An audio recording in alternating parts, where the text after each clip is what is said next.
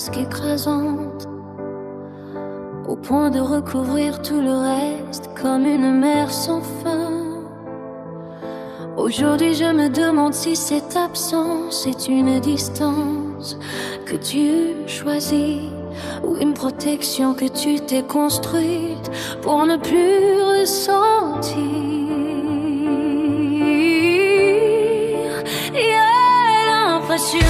De marcher sur un fil fragile, suspendu entre la certitude de ce que nous avons été et ce sentiment parfois amer que pour toi le poids de nos souvenirs est devenu un fardeau que tu préfères taire, oublier,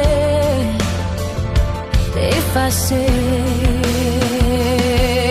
Je me demande parfois si ma loyauté n'est pas à cet amour que tu sembles avoir renié. Comme si je tenais entre mes mains quelque chose d'invisible aux yeux des autres, une obstination qui peut-être me fait paraître aveugle, naïve ou dérangeante. Peut-être suis-je à tes yeux celle qui refuse de comprendre que tout est fini.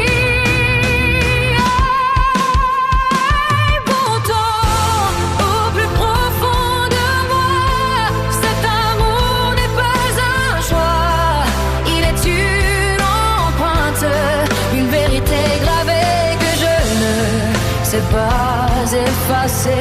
Je vis avec lui comme on vit avec une respiration, sans y penser, sans pouvoir m'en détacher. Pendant que tu t'éloignes dans l'oubli, moi je porte notre histoire comme une terre qui refuse de devenir sèche, même sous les vents du silence.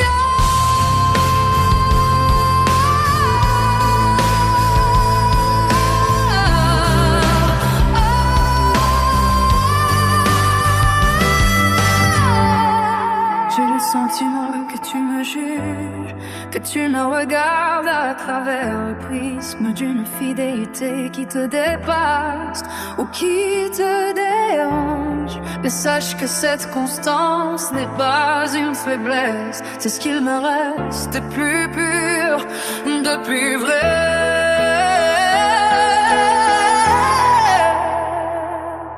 Ton silence est une réponse, je l'entends, même s'il fait mal. Mais je voulais que tu saches que même si tu m'as mise en doute, ta réalité, notre histoire, elle ne quitte pas la mienne, elle reste là, qui vend douloureuse, comme une blessure qui refuse de se refermer. Non par faiblesse, mais parce qu'elle est trop profondément ancrée dans mon âme. Tu restes, malgré tout ce port d'attache que mon cœur ne sait pas renier. Adoria,